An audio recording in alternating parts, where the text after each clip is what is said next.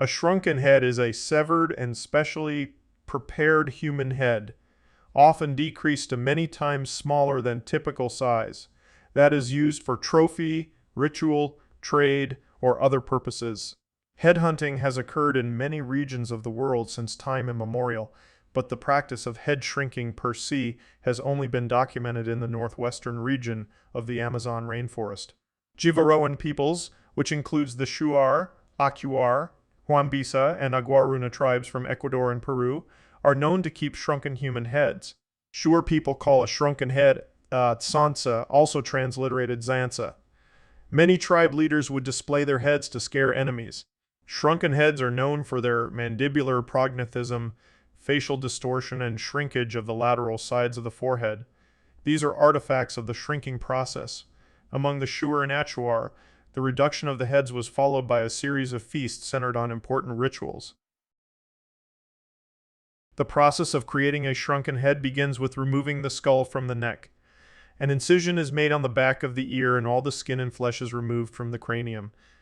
Red seeds are placed underneath the nostrils and the lips are sewn shut. The mouth is held together with 3 palm pins.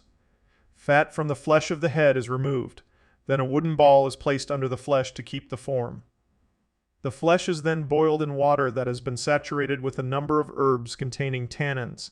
The head is then dried with hot rocks and sand while molding it to retain its human features. The skin is then rubbed with charcoal ash. Decorative beads may be added to the head. In the head shrinking tradition, it is believed that coating the skin in ash keeps the muisak, or avenging soul, from seeping out. The practice of preparing shrunken heads originally had religious significance. Shrinking the head of an enemy was believed to harness the spirit of that enemy and compel him to serve the shrinker. It was said to prevent the soul from avenging his death. Shuar believed in the existence of 3 fundamental spirits. Wakani, innate to humans, thus surviving their death. Arudam, literally vision or power, protects humans from a violent death. Muisak, vengeful spirit, which surfaces when a person carrying an Arudam spirit is murdered. To block a Muisak spirit from using its powers, they severed their enemies' heads and shrank them. The process also served as a way of warning their enemies. Despite these precautions, the owner of the trophy did not keep it for long. Many heads were later used in religious ceremonies and feasts that celebrated the victories of the tribe. Accounts vary as to whether the heads were discarded or stored. When Westerners created an economic incentive for shrunken heads, there was a sharp increase in the rate of killings in an effort to supply tourists and collectors of ethnographic items. The terms headhunting and headhunting parties come from this practice. Guns were usually what the Shuar acquired in exchange for their shrunken heads, the rate being 1 gun per head. But weapons were not the only items exchanged. Around 1910, shrunken heads were being sold by a curio shop in Lima for 1 Peruvian gold pound, equal in value to a British gold sovereign. In 1919, the price in Panama's curio shop for shrunken heads had risen to +5. By the 1930s, when heads were freely exchanged, a shrunken head could be purchased for about $25 US. This was stopped when the Peruvian and Ecuadorian governments cooperated to outlaw head trafficking. Also encouraged by this trade, people in Colombia and Panama unconnected to the Jivaros began to make counterfeit stances. They used corpses from morgues or the heads of monkeys or sloths. Some used goatskin. Kate Duncan wrote in 2001 that it has been estimated that about 80% of the stances in private and museum hands are fraudulent, including almost all that are female or which include an entire torso rather than just a head. Thor Hirdahal recounts in the Kon-Tiki expedition 1940 the various problems of getting into the Jivaro, Shuar area in Ecuador to get balsa wood for his expedition raft.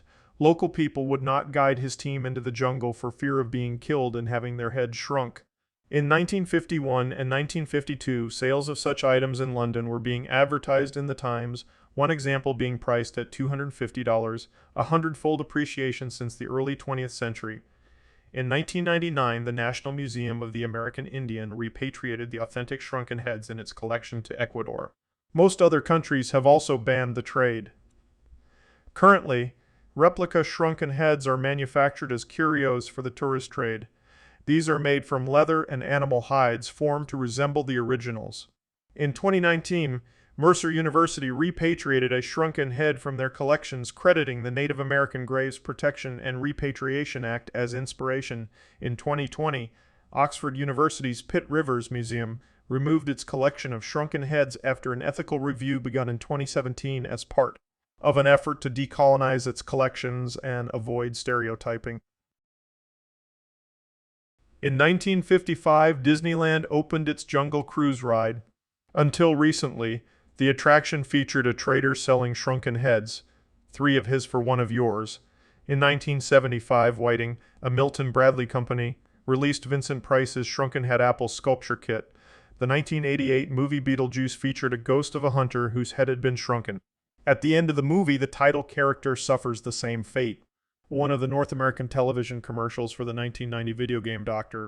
Mario featured head shrinking as well as a cover of the song Witch Doctor with slightly different lyrics.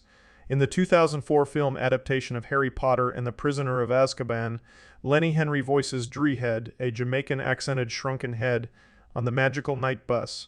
The same film features 3 more shrunken heads, voiced by Brian Bowles and Peter Serafinowicz, inside the Wizard Pub, the 3 Broomsticks.